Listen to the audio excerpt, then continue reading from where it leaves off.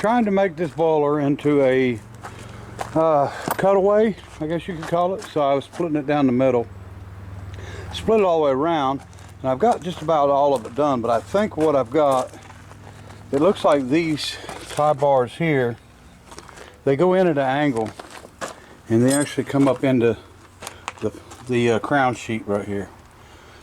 And so it's looking like that this row,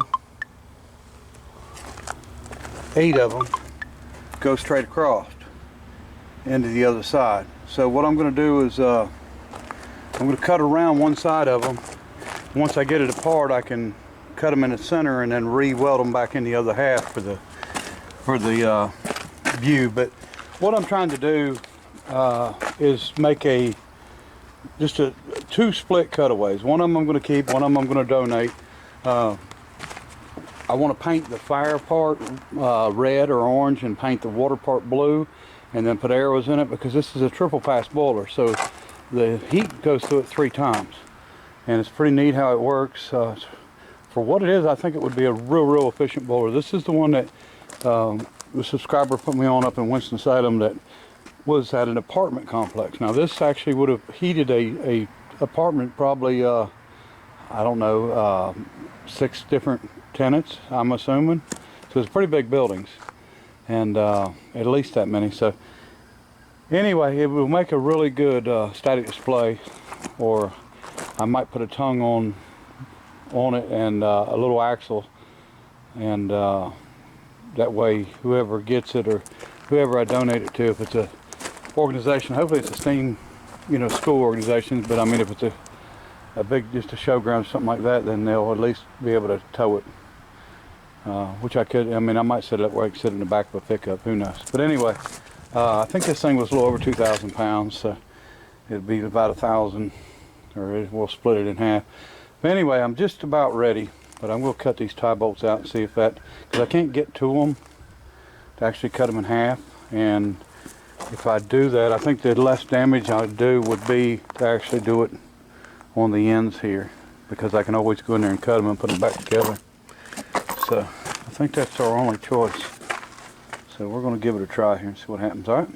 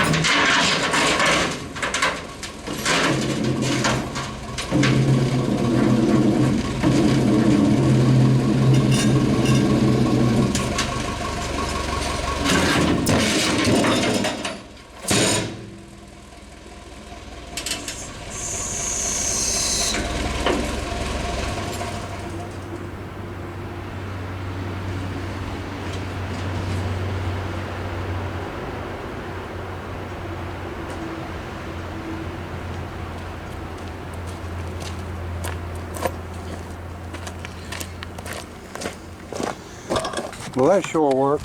I got tired of cutting and prying on it, so there you go. She's split.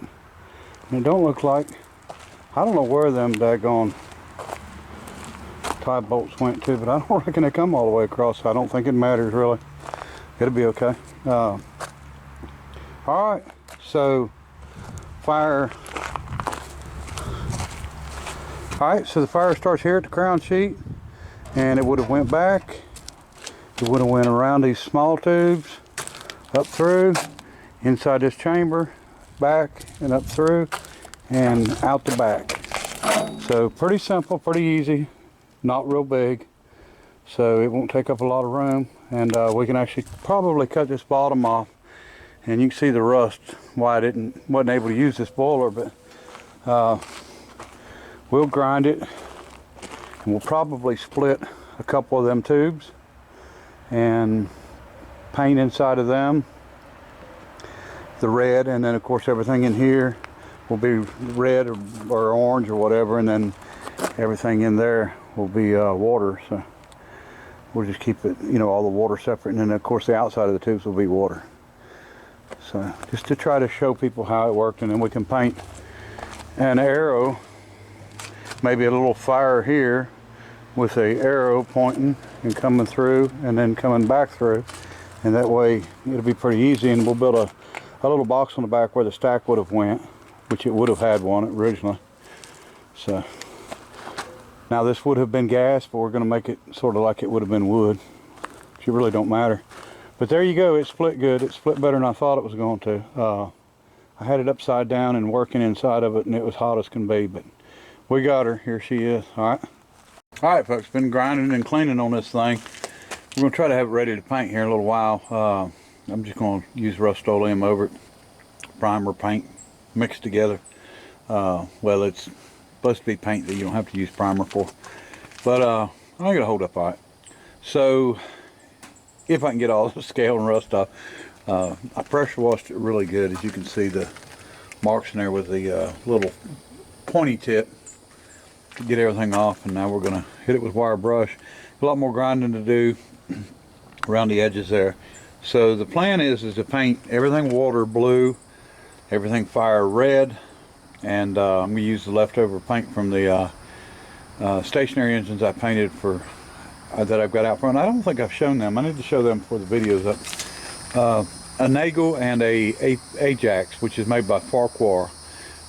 Two stationary steam engines I drug out of it's just a big scrap pile, and they were in pieces, and they're still missing parts and stuff, but we repainted them, and I put them out front here, and just as yard art, and I'll show you them here shortly. But anyway, we use some of the red left over to paint the fire part of this, and I'm probably going to open up maybe two of these, one of these and one of these. What I'll do is I'll take the cutoff wheel and I'll cut it long ways, top and bottom, and then just kind of try to slice it in at an angle, and then paint the inside of it red. So, I mean, it'll just help explain the point that the red goes, you know, is the fire and it goes through it. So it's pretty simple, you know. The fire's down here, heats the crown sheet, comes up, comes through these tubes, comes out, comes in the box there, which I'm going to make a lid for, and then comes back through, and then we're going to make a piece for it to go on with a stack or part of a stack to make it look, you know, like it's supposed to look.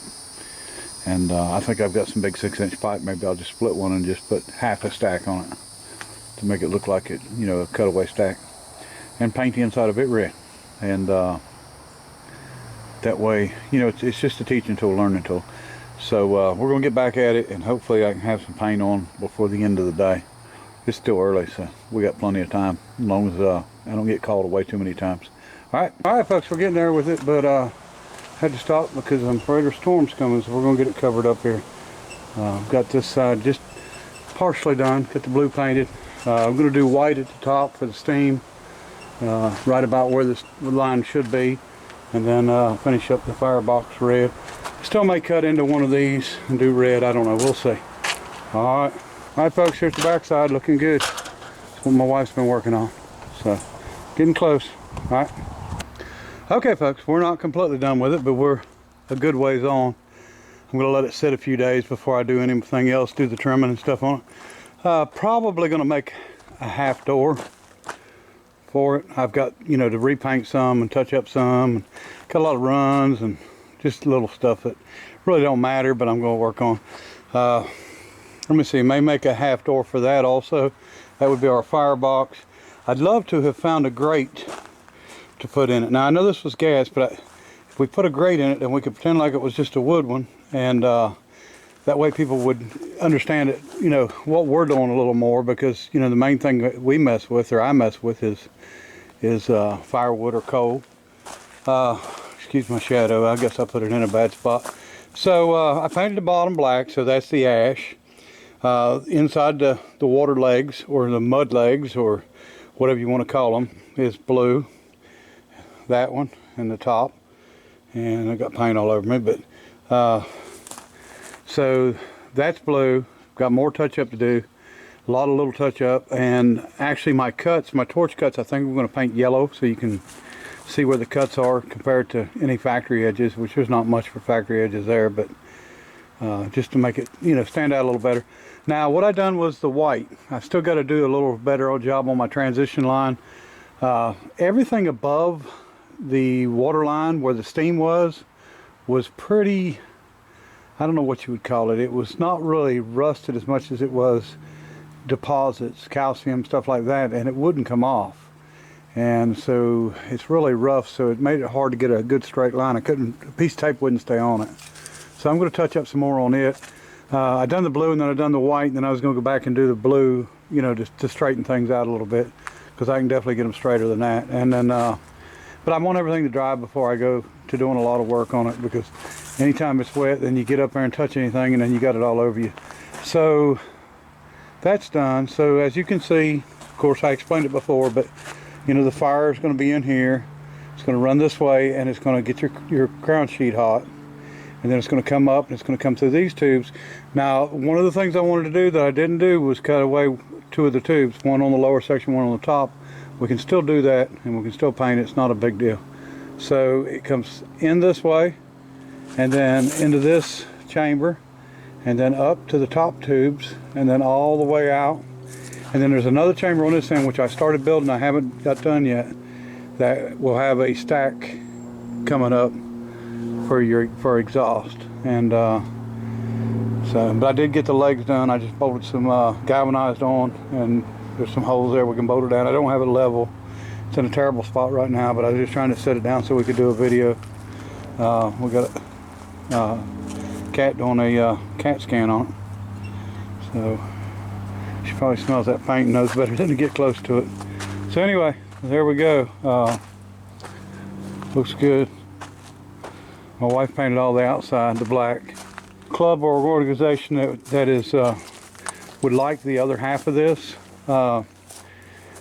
You know, if it's a club or something to where they got volunteers, then they can probably just clean it and paint it themselves. There's a lot of hours involved when you go to wire brushing and to get this stuff clean and get it right, but it's best if you can get it sandblasted. Don't know anybody to sandblast it, and I don't like to sandblast. I just never did like doing it. So anyway, so if it's a club or a school, a steam school, then I may just go ahead and paint it for them and donate it to them. But either way, you know, I'd like for it to go somewhere that somebody's going to actually use it and learn from it. And I want to thank Jacob again for putting me on this. Like I said, this was up in Winston-Salem, and he happened to see it at lunchtime off work and stop by and talk to the guy that was over the deconstruction of the apartment complex, and he talked him out of one of them. And you know, we was hoping it was good to where we could actually use it, but it wasn't. So you know, some things happen for reasons, and maybe there was a reason it wasn't good. You know, it turned out to be a triple pass boiler, and for a triple pass boiler to be this small, you know, to give everybody the explanation of what it would triple pass. If you understand a triple pass, then you'd understand a double pass. You know, it would be just the fire and then through one set of tubes. So, but maybe, you know, people can learn from it. That's the main thing. All right, appreciate everybody watching. Till next time, bye.